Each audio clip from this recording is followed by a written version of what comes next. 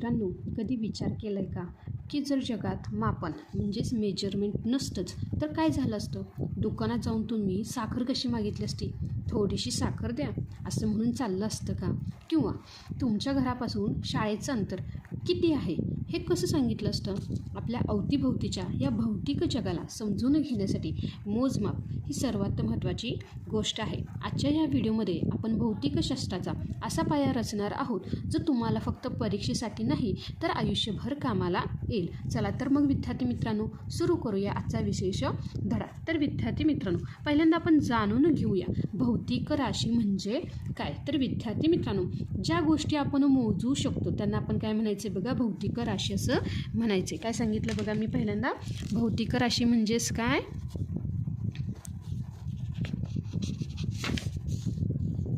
ज्या गोष्टी आपण मोजू शकतो. काय सांगितलं?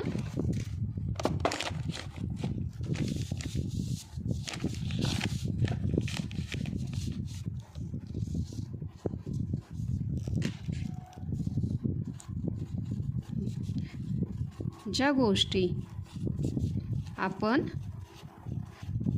मोजू शकतो त्यांना आपण भौतिक राशी असे म्हणतात. उदाहरणार्थ बघा विद्यार्थी मित्रांनो, तर काय आहे बघा, लांबी आपण काय करू शकतो रे, मोजू शकतो. किंवा वस्तुमान, वेळ, तापमान,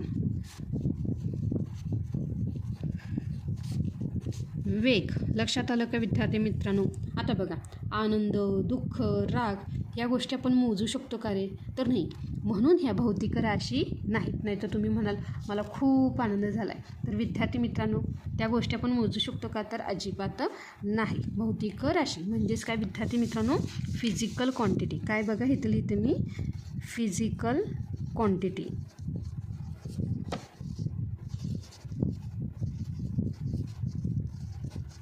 लक्षात आलं का? आता बघा हे काय झालं रे, भौतिक राशी. काय झालं बघा, भौतिक राशी. आता मापन म्हणजे काय? दुसरं जे काय आहे मुद्दा तो काय आहे बघा, मापन. मापन म्हणजेच काय? मेजरमेंट.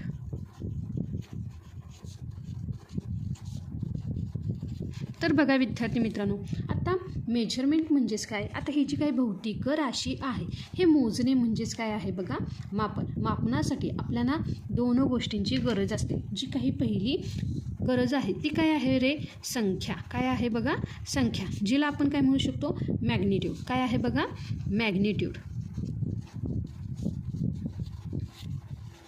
आणि दुसरं आहे एकक. एकक म्हणजेच काय विद्यार्थी मित्रांनो, युनिट. काय आहे बघा, युनिट. आता बघा इथं मी उदाहरण घेतलं. काय घेतलं बघा, 5 किलो साखर. काय घेतलं बघा विद्यार्थी मित्रांनो, मी घेतलं 5 किलो साखर. आता बघा 5 ही काय आहे रे, संख्या आहे. काय आहे, 5 ही संख्या आहे. आणि हे जे काही किलो आहे हे काय आहे रे, एकक आहे. काय आहे बघा, एकक. लक्षात आलं का? तर ही जी काही भौतिक राशी काय, मोजणे म्हणजेच काय, मापन, मेजरमेंट. लक्षात आलं का? आता त्यासाठी जे काही प्रमाणित एकक वापरलं जातं ते काय? त्या बघा, हे मापन करण्यासाठी एक प्रमाणित एकक म्हणजे काय? प्रमाणित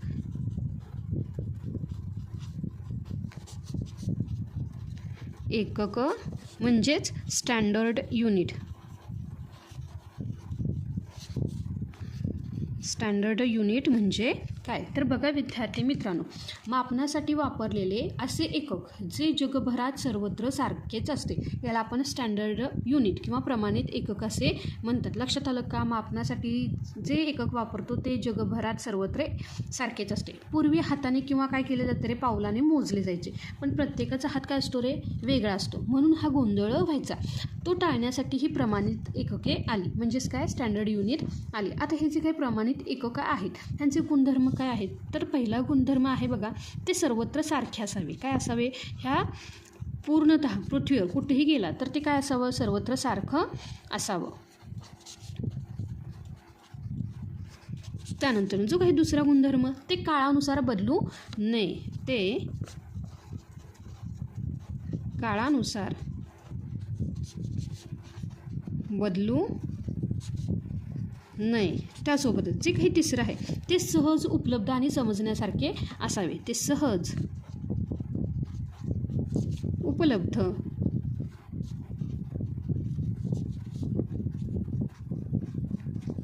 आणि समजण्यासारखे असावे.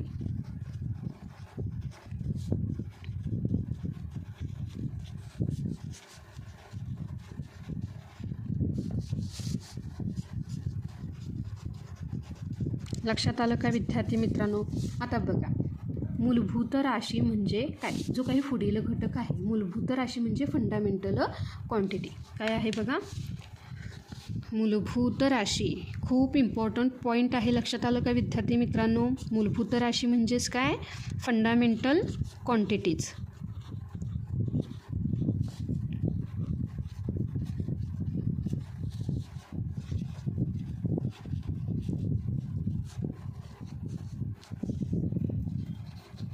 तर बघा विद्यार्थी मित्रांनो, आता ह्या राशी अशा आहेत की ज्यांच्या मापनासाठी दुसऱ्या कोणत्याही राशीवर अवलंबून राहावे लागत नाही. त्यांना आपण काय म्हणायचं आहे? मूलभूत राशी असे म्हणायचे. लक्षात आलं का?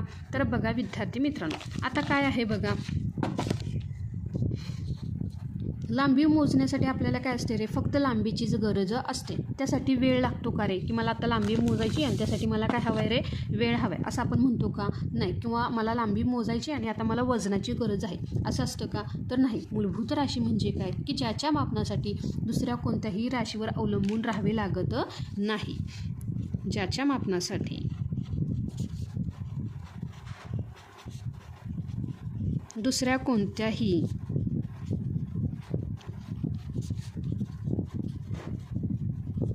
राशीवर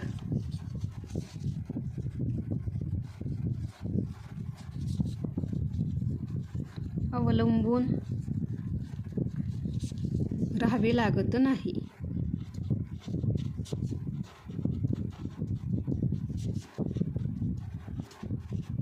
आता बघा, हे जे काही मूलभूत राशी, ह्यासाठी जी काही मापन पद्धती म्हणजेच काय? System of measurement. तर विद्यार्थी मित्रांनो, जो काही पुढील घटक आहे तो काय आहे बघा? मापन पद्धती. काय आहे बघा? मापन पद्धती म्हणजेच काय? System of measurement.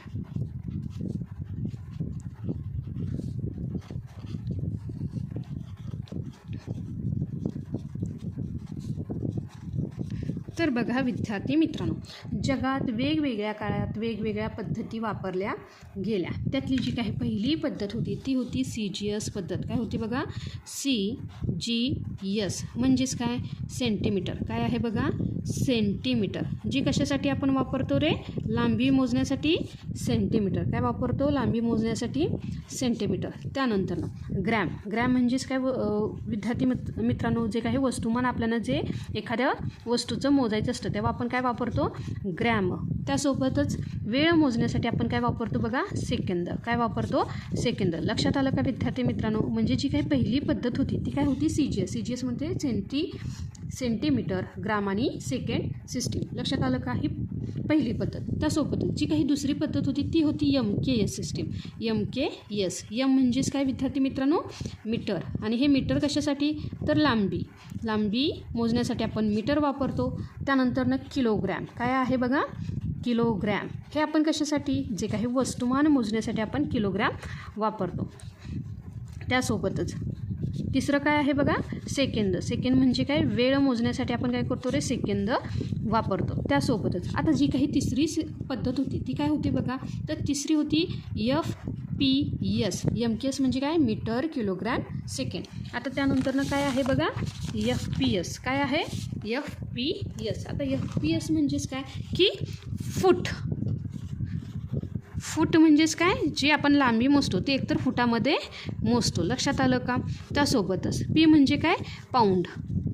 पाऊंड म्हणजेच काय विद्यार्थी मित्रांनो? जे काही वस्तुमान मोजण्यासाठी हे एकक आहे. लक्षात आलं का? की आपण पाऊंडमध्ये ती वस्तुमान मोजतो. त्यानंतर सेकंद. सेकंड कशासाठी? की जे आपण काय करतो रे? वेळ मोजतो. लक्षात आलं का? आणि ही FPS सिस्टम ही काय आहे रे? तर ही आहे ब्रिटिश. ही पद्धत ब्रिटिश वापरतात. लक्षात आलं का? तर बघा विद्यार्थी मित्रांनो, ह्या मापनाच्या 3 पद्धती आहे. पण जी काही सर्वात शेवटची अगदी इम्पॉर्टंट पद्धत आहे तर ती आहे बघा SI पद्धत. काय आहे बघा? SI पद्धत. ज्याला आपण काय म्हणतो रे? System international. काय म्हणतो बघा? System international. काय आहे बघा? इंटरनॅशनल. नॅशनल. तर बघा विद्यार्थी मित्रांनो, आता हे वेगवेगळ्या देशामध्ये काय होत होते, ह्या वेगवेगळ्या पद्धतीमुळे व्यापार आणि विज्ञानात काय व्हायचा बघा, गोंधळ व्हायचा. म्हणून 1960मध्ये जगभरातील शास्त्रज्ञांनी एकत्र येऊन एकच पद्धत ठरवली, जिला आपण काय म्हणतो, SI युनिट म्हणतो. आज जगभरात हीच पद्धत अधिकृत मानली गेली. लक्षात आलं का? आता बघा ह्यानुसार काय आहेत रे, 7 मूलभूत SI एककं आहेत. काय आहे, जी काही SI पद्धत आहे, म्हणजे जे काही 7 फंडामेंटल SI युनिट आहेत. काय आहेत बघा ती 7 मूलभूत राशी, म्हणजे काय की ज्याच्या मापनासाठी आपल्याला दुसऱ्या कोणत्याही राशीवर अवलंबून राहावे लागत नाहीत. मग अशा कोणत्या त्या 7 राशी आहेत, तर बघा विद्यार्थी मित्रांनो की पुढील मुद्दा काय सांगितला मी, की तो आहे 7 मूलभूत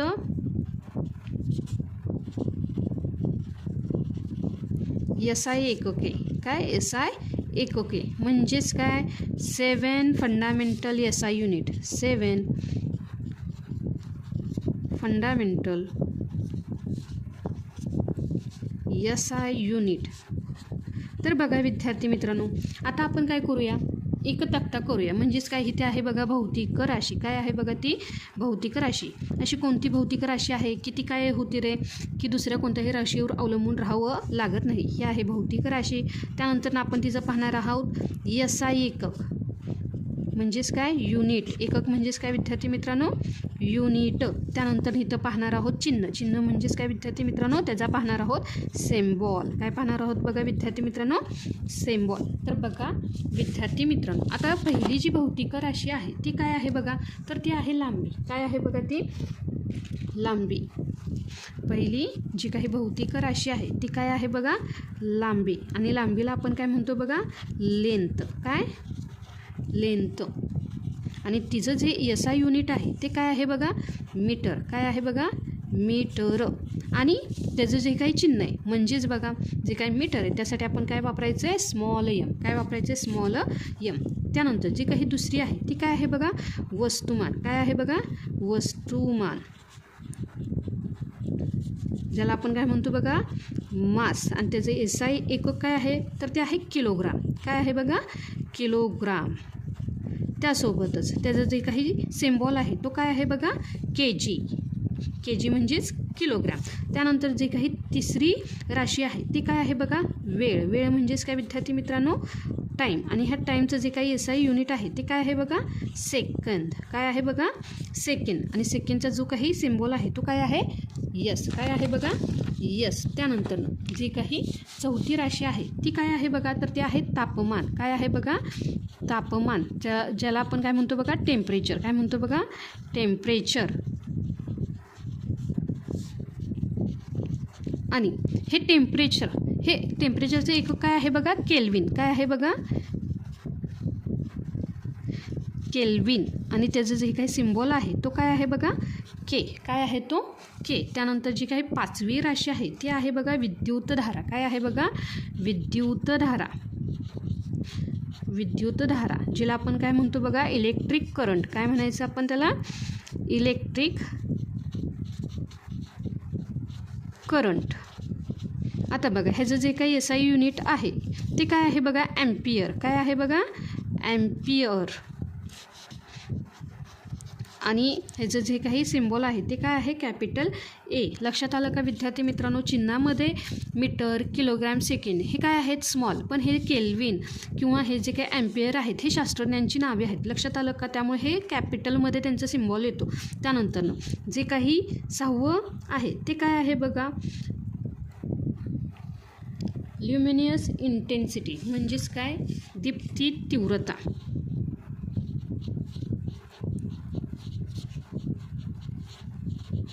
ज्याला आपण काय म्हणतो बघा, ल्युमिनियस इंटेन्सिटी.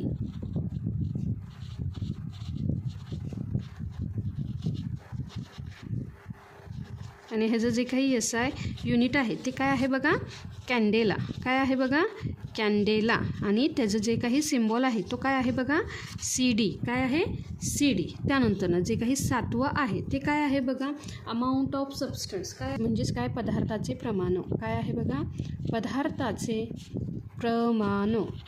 आणि ह्याला आपण काय म्हणायचं आहे, amount of substance. Amount of substance. तर बघा विद्यार्थी मित्रांनो, हे जे काही SI युनिट आहे ते काय आहे बघा, मोल. काय आहे बघा, मोल. आणि त्याचा जो काही सिम्बॉल आहे ते काय आहे, MOL. काय आहे, MOL. लक्षात आलं का. हे जे काही SI युनिट आहे ते काय आहे बघा, metre, kilogram, second, kelvin, ampere, candela आणि मोल. लक्षात आलं का विद्यार्थी मित्रांनो.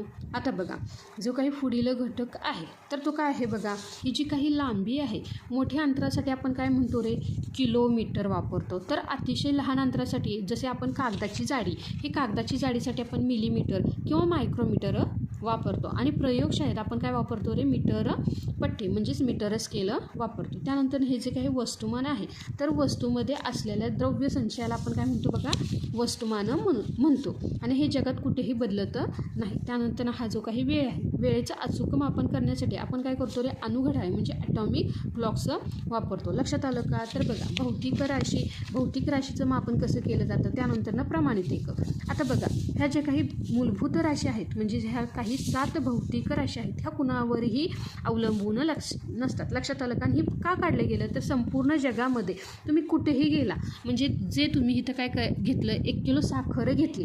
आता 1 किलो साखर म्हणजेच काय रे, 1000 ग्रॅम. लक्षात आलं का. तुम्ही भारतात घेतली काय किंवा ऑस्ट्रेलियामध्ये घेतली तर काय, तर तिथं त्या साखरेचं प्रमाण काय येणार आहे, 1000 ग्रॅम. लक्षात आलं का. हे नेहमी लक्षात ठेवा. तर बघा विद्यार्थी मित्रांनो, आज आपण पाहिलं की विज्ञानाची सुरुवात कुठून होते रे, तर विज्ञानाची सुरुवात होते मापनापासून. जर आपल्याला मापन समजलं तरच आपण काय करू शकतो, हे विश्व समजून घेऊ शकतो. तुम्हाला माहिती आहे का, प्रकाशाचा वेग मोजण्यासाठी सुद्धा याच मूलभूत राशींचा वापर होतो. पुढच्या व्हिडिओमध्ये आपण पाहणार आहोत वस्तुमान आणि वजन यामध्ये नेमका काय फरक आहे. तुम्हाला वाटते का हे दोन्ही एकच आहे. उत्तर शोधण्यासाठी पुढचा व्हिडिओ नक्की पहा. हा व्हिडिओ आवडला असेल तर लाईक करा, तुमच्या मित्रमैत्रिणींसोबत शेअर करा आणि आपल्या मराठी लेक्चरवाले चॅनेलला सबस्क्राईब करायला विसरू नका. भेटूया पुढच्या भागात. तोपर्यंत शिकत राहा.